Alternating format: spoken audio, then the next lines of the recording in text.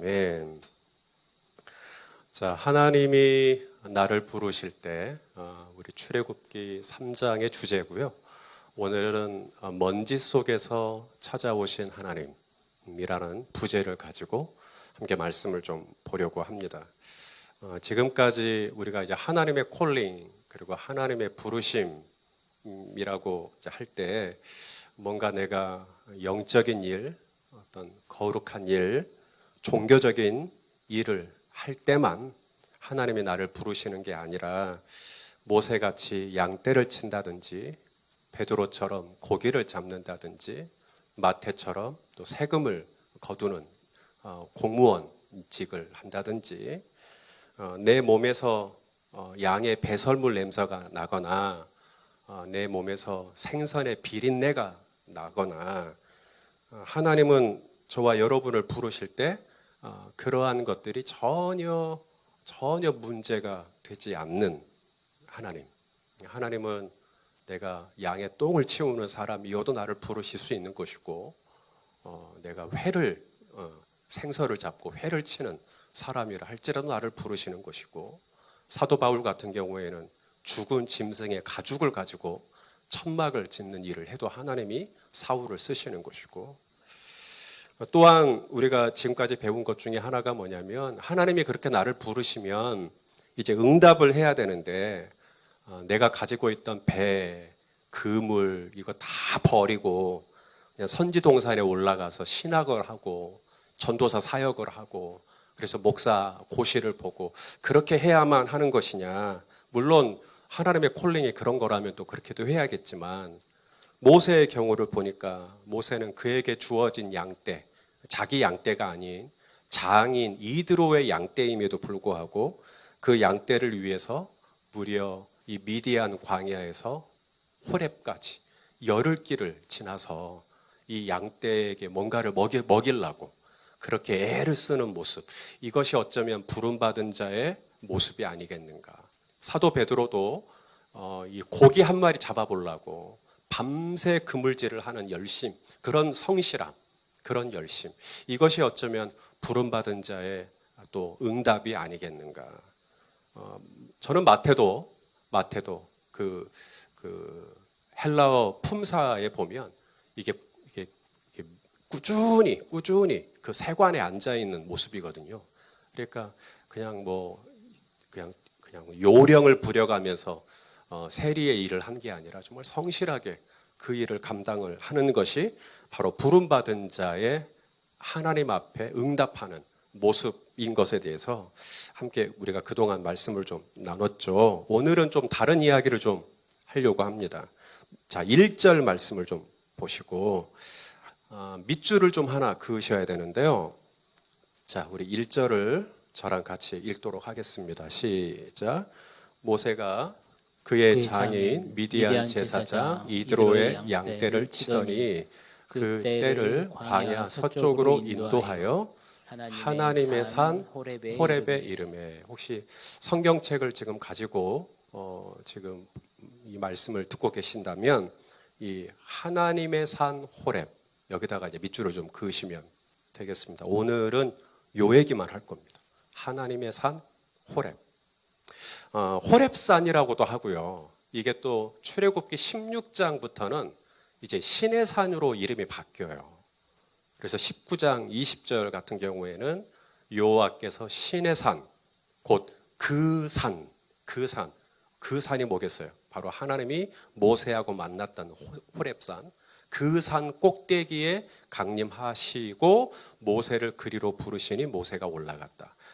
3장에서는 호렙이라고 그랬고 호렙산이라고 그랬고 16장부터는 또 신의 산으로 바뀝니다.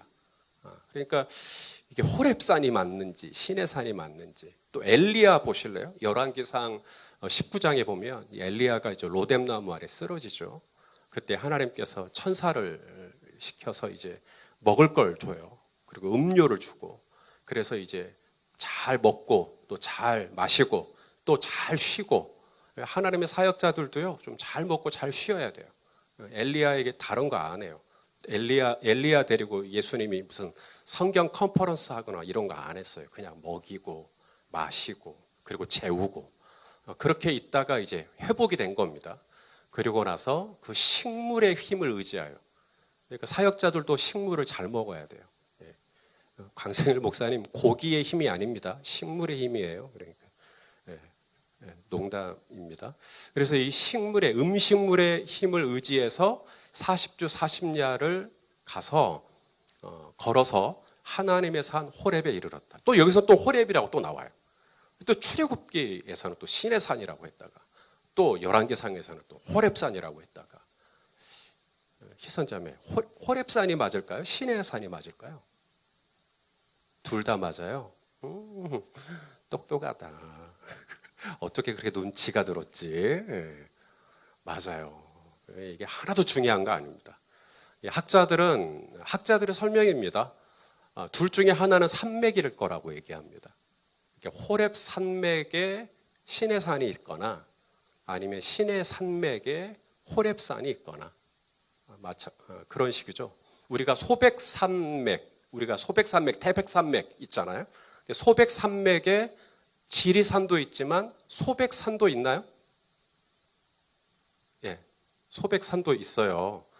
태백산맥에 설악산도 있지만 태백산도 있듯이 이 호렙 산맥 안에 혹은 신의 산맥 안에 호렙산 혹은 신의 산이 있는 것이죠.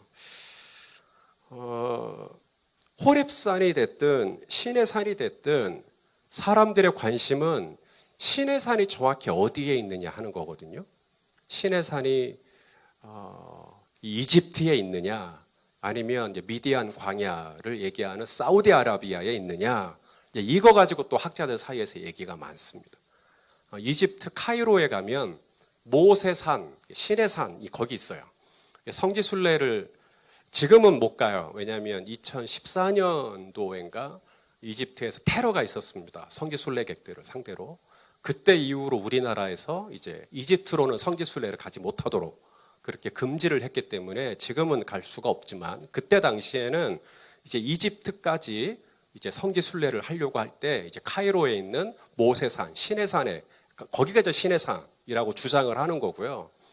하지만 또 많은 학자들은 미디안 광야가 지금의 사우디아라비아이기 때문에 그쪽에 아마 신의 산이 있을 거다. 그래서 하버드 대학교의 어느 교수님은 거기에 평생을 바쳐가지고 왜 이 사우디아라비아의 모세의 신의 산이 있는지를 계속 평생 그것만 발굴하고 그래서 그 흔적과 증거를 수집하고 발표하고 그래서 학자들 사이에 뭐 이게 이집트에 있다, 뭐 사우디아라비아에 있다, 뭐 이렇게 말들이 많습니다.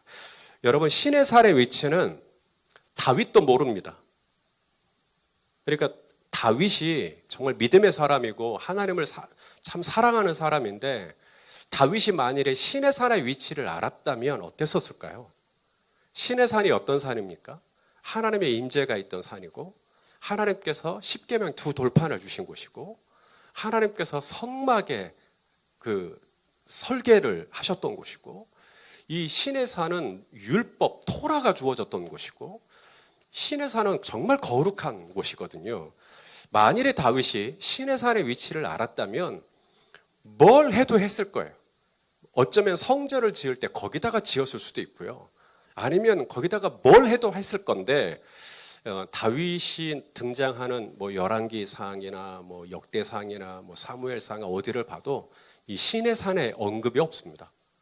그거로 보아 학자들은 다윗 시대에도 이 신의 산의 위치를 몰랐을 거다라고 이제 이야기를 합니다. 그렇게 성경에 꽁꽁 숨겨놓은 것이 신의 산의 위치인데 오늘날 이것을 가지고 이제 뭐 이집트에 있다, 뭐 사우디아라비아에 있다. 여러분 제가 오늘 그 얘기를 하려는 건 아닙니다.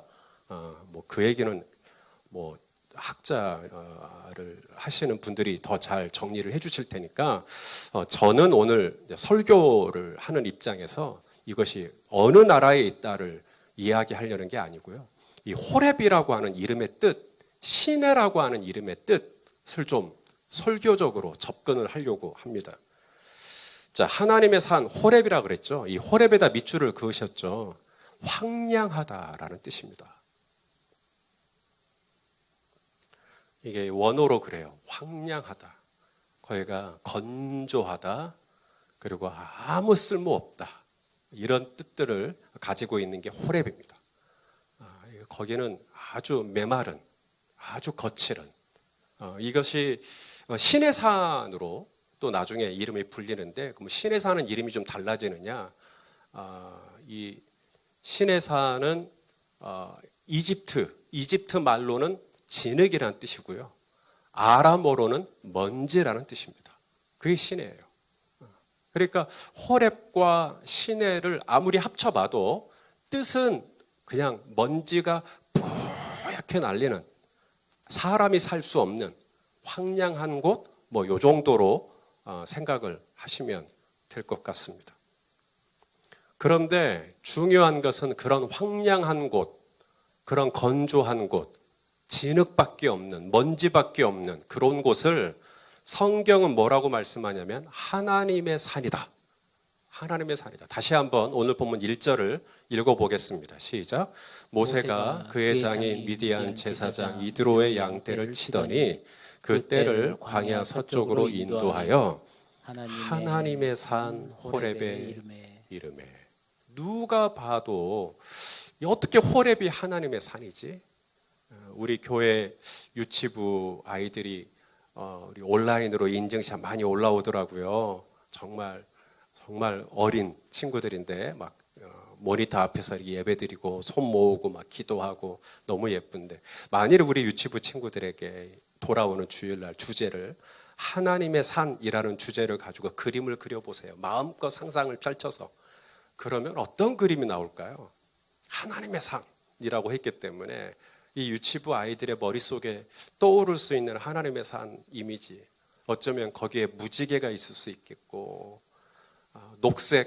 녹색의 푸르른 나무들이 심겨져 있는 그런 또 산을 그릴 수도 있겠고, 아니면 멋진 과일이나 뭐 이런 것들이 또 맺혀 있는 또 그런 산이라든지, 또 계곡이 막 흐르고 막 물이 흐르고 멋있는 장면들을 어쩌면 그렸을 수도 있겠어요. 그런데 성경에서 말하고 있는 이 호렙은 그런 뜻이 아닙니다. 이 호렙은 황량한 곳이에요. 거기는 텅 빈 곳입니다. 그런데 성경은 바로 그곳을 가리켜서 하나님의 산이다 라고 말씀을 하고 있는 것이죠. 이전에 모세는 어디에 살았었냐면 애굽 바로의 궁전에 살았었습니다. 왜냐하면 바로의 공주의 아들이었었으니까. 그래서 바로의 궁전에 살 때 음식이 어땠었을까요? 바로의 궁전에서 제공되는 음식, 사시사철, 아주 기름진 음식들이 그에게 주어졌을 것입니다. 혹 바깥에 잠깐 일이 있다가 나가서 신발에 먼지라도 발가락에 묻으면 들어오자마자 히브리 종이 그 발을 씻겨 주었을 것입니다. 입이 좀 심심하다 그러면 언제나 아주 당도 높은 과일이나 또 신선한 먹을거리들이 이 모세에게 제공되어졌을 거예요. 번들번들한 대리석은 그의 방이었고요. 푹신푹신한 상하 침대는 바로 모세의 침상이었습니다. 그런 곳에서 모세는 하나님을 만나지 않았어요. 모세가 하나님을 만난 때는 언제였냐면 이집트 왕자로 지낼 때, 공주의 아들로 지낼 때, 자신이 그렇게 혐오했던, 자신이 그렇게 가증하게 여겼던 양떼를 본인이 칠 때, 이집트의 눈으로 봤을 때는 사람이 이보다 더 낮아질 수 없는 그 자리까지 낮아졌을 때 하나님은 그때 모세를 찾아온 겁니다. 그때 모세에게 말을 걸어 오시는 것이죠. 베드로도 마찬가지입니다. 베드로가 이제 그 전날 이제 그물질을 했죠. 그리고 고기가 많이 잡혔어요. 그랬다면 예수님이 깊은 데로 가서 그물을 내리라고 했을 때 들었을까요? 안 들었을까요? 들을 필요가 없죠. 그냥 우스갯소리로 넘겨버리죠. 그런데 밤새 그물질을 했는데 잡은 게 있어요? 없어요? 호렙이란 말이에요. 호렙. 시내란 말이에요. 텅 비어있는, 황량하고 그냥 먼지밖에 없는, 아무리 그물을 털어봐도 아무것도 나오지 않는. 근데 그렇게 되었을 때 예수님이 말씀하시죠. 깊은 데로 가서 그물을 내려라. 그러니까 이제 베드로가 뭐라 그래요? 예, 제가 한번 내려 보겠습니다. 우리 5절, 누가복음 5장 5절 한번 읽어 보겠습니다. 시작. 시몬이 대답하여 이르되 선생님, 우리들이 밤이 새도록 수고하였으되 잡은 것이 없다. 이게 호렙이거든요. 잡은 것이 없지만 말씀에 의지하여 내가 그물을 내리리이다. 그리고 나서 어떤 일이 일어났는지 결과는 아시죠? 그물이 찢어질 정도로 잡혔습니다. 그리고 나서 베드로가 헌신해요. 이제 예수님의 제자로 본격적으로 그의 삶을 딱 정리하고 예수님의 제자로 이제 헌신을 하게 되는 결정적인 계기가 되는 건데, 예수님이 베드로를 찾아왔던 시점이 언제였냐면 바로 호렙이었습니다. 베드로의 인생의 빈 그물이었을 때, 호렙이었을 때, 시내였을 때, 아무것도 없을 때, 탈탈 털어도 먼지밖에 안 나오는 그 정도로 됐을 때, 그때 예수님이 딱 찾아오시는 거예요. 저는 마태 세리도 그런 입장에서 보면, 세리였기 때문에 그는 당대에 꽤 짭짤한 수입이 분명히 있었을 겁니다. 그럼에도 불구하고 이 마태의 이 영혼은 호렙인 거죠. 시내인 겁니다. 그의 주머니는 빵빵할지 몰라도 그의 영혼은 텅 비어 있는 것이죠. 그랬을 때 예수님이 마태를 꿰뚫어 보시고 마태를 제자로 불렀을 때 마태가 세관에 앉아 있다가 벌떡 일어나 쫓아가는 것이죠. 삭개오도 저는 같은 맥락이라고 생각합니다. 삭개오는 단순한 세리가 아니라 세리장이었어요. 세리들 중에서도 리더였습니다. 그는 돈으로 따지자면 당대의 어느 누구도 부럽지 않을 만큼의 재정과 경제력을 가지고 있는 사람이었죠. 그런데 예수님이 오신다더라. 예수님이 지금 여리고에 왔다더라. 그러니까 이 삭개오가 달려가요. 달려가는데 키가 작아서 아무리 예수님을 보려고 해도 볼 수가 없죠. 그랬을 때 삭개오가 했던 행동이 있어요. 뭐였어요? 예, 돌무화과 나무, 이게 뽕나무 위로 올라가는 겁니다. 그 고급 옷을 입고 뽕나무 위로 올라가는 삭개오, 언밸런스죠. 근데 예수님이 이 삭개오 안에 있는 이 호렙, 삭개오 안에 있는 이 텅 비어있는 이 건조한 영혼, 이 시내, 이걸 보는 것이죠. 그리고는 뭐라 그러냐면, 삭개오야, 내려오라. 내가 오늘 너랑 같이 있고 싶다. 목회하면서 종종 참 외롭다라고 느낄 때가 있습니다. 저는 성격적으로 사람이 많은, 주변에 사람이 많은 것을 별로 좋아하지 않습니다. 그냥 저는 혼자 있는 걸 굉장히 즐기고요. 뭐 세미나를 가거나 뭐 어디 수련회를 가거나 목사님들 이렇게 모이는 어떤 그런 공부할 수 있는 기회가 주어지면 저는 그냥 그냥 혼자 그냥 찌그러져서 그냥 혼자 조용히 그냥 밥 먹고 혼자 책 보고 그러고 있다가 돌아오는, 그게 저는 너무 편합니다. 성격적으로 그래요. 하지만 제가 좋아하는 것은 고독이지 제가 외로움을 좋아하는 건 아닙니다. 여러분, 고독과 외로움을 구별할 줄 아셔야 돼요. 이 고독은요, 우리가 영성을 공부해 보면 이 영성 쪽에서 고독을 권장합니다. 이 고독은 뭐냐면 내가 스스로 하나님과 나하고와의 어떤 시간을 확보하기 위해서 내가 적극적으로 혼자 있기로 결정하는 게 고독이에요. 이것을 또 다른 말로 독거라고도 하는데요. 고독, 독거, 뭐가 됐든 이것을 이 영성 쪽에서는 좋은 거라고 봅니다. 예수님이 산에 혼자 계셨죠. 예수님이 광야에 혼자 계시죠. 이런 것처럼 한적한 곳에 가셨던 예수님처럼 나 또한 하나님과 나만 좋다면 기꺼이 이 고독을 즐기는 것이죠. 하지만 외로움은 다릅니다. 외로움은 고독의 느낌이 아니라 외로움은 뭐냐면 사람을 그리워하는 게 외로움이에요. 그러니까 이 고독은 누가 나한테 연락을 안 해줘도 아무렇지도 않거든요. 근데 외로움은 누가 나한테 연락을 안 해주면 되게 힘들어요. 이런 차이가 있습니다. 저는 고독을 즐긴다는 것이지 제가 외로움은 즐길 수 없습니다. 외로움은 아픈 거고요. 외로움은 쓰라린 거고요. 외로움은 우울한 겁니다.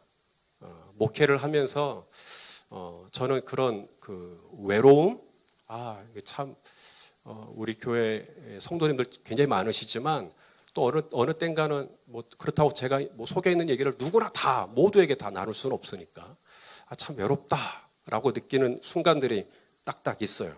특히나 요즘 이 코로나 때문에 지금 우리 성도님들의 얼굴을 뵙지 못한 게 지금 6개월 이상이 지금 돼가고 있습니다.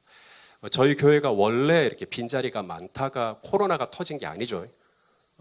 우리 교회는 정말 빈자리가 없을 정도로 꽉꽉 차던 교회였었더라다가 이제 갑자기 코로나 때문에 빈자리가 이렇게 생기다 보니까 더 이렇게 제 마음속에 조금 울적해질 때가 좀 있는 것 같습니다. 인간적으로. 제가 완전한 사람은 아니니까. 그런데 그런 느낌이 제 안에 들어올 때가 있어요. 외로운 마음, 약간 좀 울적한 마음. 작년에 네팔에 그 히말라야 산 트레킹을 잠깐 한 적이 있었거든요.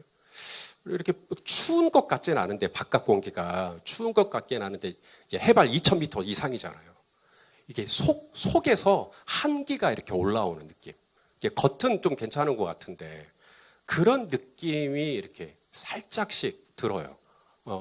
주변에서는 코로나가 와도 저는 아무렇지도 않은 것 같지만 가끔 이렇게 뭔가 이렇게 외로운 마음이 쑥쑥 이렇게 올라올 때가 있습니다. 목회를 한 지가 16년 됐고요. 그러한 감정들이 순간순간 드는 것이 저한테는 익숙하고요. 그리고 그런 감정이 들 때 제가 어떻게 해야 되는지도 저는 이제 알아요. 하나님께 훈련을 받았습니다. 제가 해야 할 일이 뭐냐면 그냥 가만히 있는 겁니다. 그냥 견디는 거예요. 그게 제가 할 일이에요. 여기 이런 어떤 약간 울적한 마음, 우울한 마음 들 때 뭔가를 결정하시면 안 돼요. 그때 뭔가를 결정하면 나중에 반드시 후회합니다. 그러니까 좀 우울한 마음이 좀 들 때, 그게 호렙이라 그랬죠. 시내, 이런 어떤 황량한 느낌, 이렇게 좀 메마른 느낌, 이렇게 들 때, 그때 뭔가를 결정을 하려고 하지 마세요.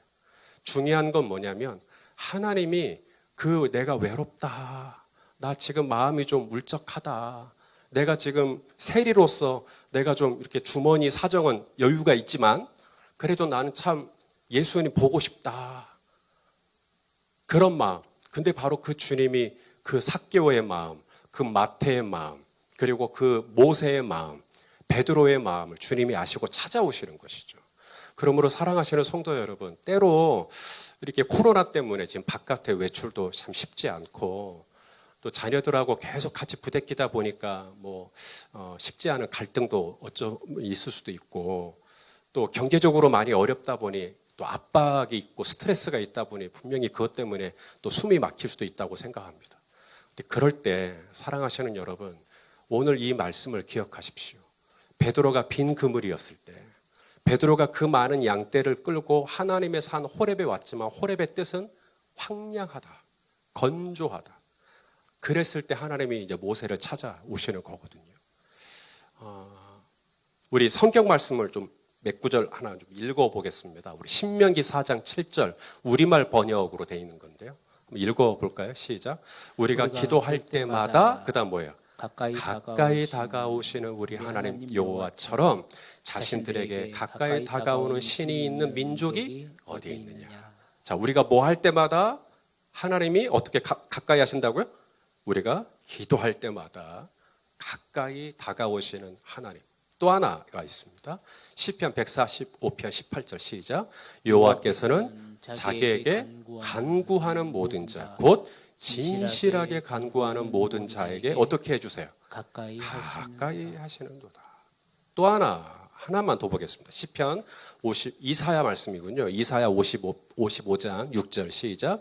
너희는 여호와를 만날 만한 때 찾아라. 그리고 가까이 계실 때 그를 불러라. 그러니까 하나님이 지금 어디 계신다는 거예요? 멀리 계신 하나님이 아니라 하나님은 계속 강조하시죠. 가까이에 있다고. 가까이에 있다고. 우리 하나님은 우리 성도님들에게서 멀리 계시지 않아요. 우리 성도님들에게 되게 가깝게 계십니다. 여러분, 낮에는 뭐가 보여요? 태양. 낮에는 환한 태양. 밤에는 또 뭐가 있어요? 환한 달이 있고 별이 있죠. 예. 그러면 낮에는 달도 없고 별도 없죠. 예. 아니죠. 낮에도 별이 있지만 태양이 너무나 환하기 때문에 별이 안 보이는 것이지 별은 있는 것이죠. 그럼 이 별이 언제 보이죠? 비로소 어두웠을 때, 내 인생에 호렙이 찾아왔을 때, 내 인생에 시내에 이르기 시작했을 때, 내 인생에 빈 그물질이 됐을 때, 그때 내 영혼이 황량하고 내 영혼이 건조해지고 내 영혼이 목이 마르기 시작할 때, 바로 그때 이제 별이 보이기 시작하는 거예요. 그때 하나님의 산 호렙에 오는 거예요. 그때 하나님의 산 시내에 가는 거예요. 그때 뽕나무는 하나님의 뽕나무가 되는 것이고, 그때 그물은 하나님의 그물이 되는 것이고, 그때 세관은 하나님의 세관이 되는 것이죠.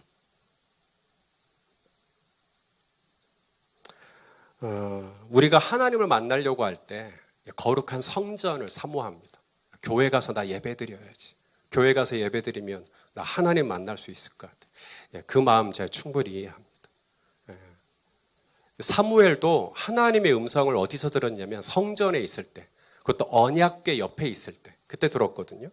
자, 사무엘상 3장 3절입니다. 읽어보시죠. 시작. 하나님의 등불은 아직 꺼지지 아니하였으며 사무엘은 하나님의 언약궤가 있는 여호와의 전 안에 누웠다가 이제 사무엘아 사무엘아 부르시니 사무엘이 일어나가지고 이제 하나님의 음성을 듣기 시작하는 거예요. 이처럼 우리가 하나님의 전에 있을 때도 하나님의 음성을 들을 수 있죠. 하지만 꼭 그렇지만은 않다. 그것이 유일한 공식은 아니다.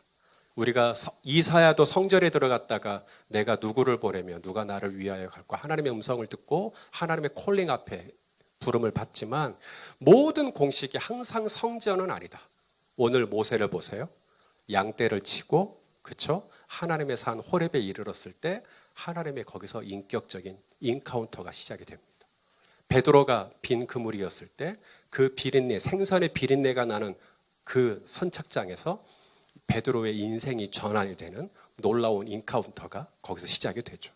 마태는 세관에서, 삭개오는 뽕나무에서 그의 영혼이 하나님의 산 호렙에 이르렀을 때, 그의 영혼이 드디어 하나님의 산 시내에 이르렀을 때, 거기는 진흙밖에 없고요, 거기는 먼지밖에 없고요, 거기는 건조한 땅이고요, 거기는 아무것도 없는 거예요. 그런데 바로 거기에 하나님의 임재가 있고 하나님의 콜링이 있고 하나님의 부르심이 있고 하나님의 음성이 있고 거기에 하나님이 나와 그리고 우리 성도님들을 찾아서 뭔가 우리를 통하여서 역사하시기를 원하시는 하나님의 놀라운 소명이 바로 그 안에 담겨 있는 것이죠. 그러므로 남은 3일 우리 성도님들이 있는 곳이 어디든 어쩌면 내가 있는 곳이 지금 좀 남들에게는 밝히기 좀 부끄러운, 왜냐하면 너무나 내가 있는 곳은 세상적으로 볼 때 좀 이렇게 사람들이 좀 이렇게 약간은 좀 깔보는 그런 일, 무시하는 그런 일, 무슨 일이 됐든 내 몸에서 양똥의 냄새가 나고 내 몸에서 생선의 비린내가 나도 예수님은 기꺼이 우리의 인생에 파고 들어와 나를 부르시고 나를 쓰시기를 원하셨던 것처럼 우리 성도님들의 바로 삶의 자리가 하나님의 산 호렙이 되셔서 바로 그곳에서 내 인생이 바뀌고 그곳에서 하나님을 인격적으로 만나고 그래서 그 자리가 하나님의 거룩한 부르심을 받는 소명의 자리가 되는 역사.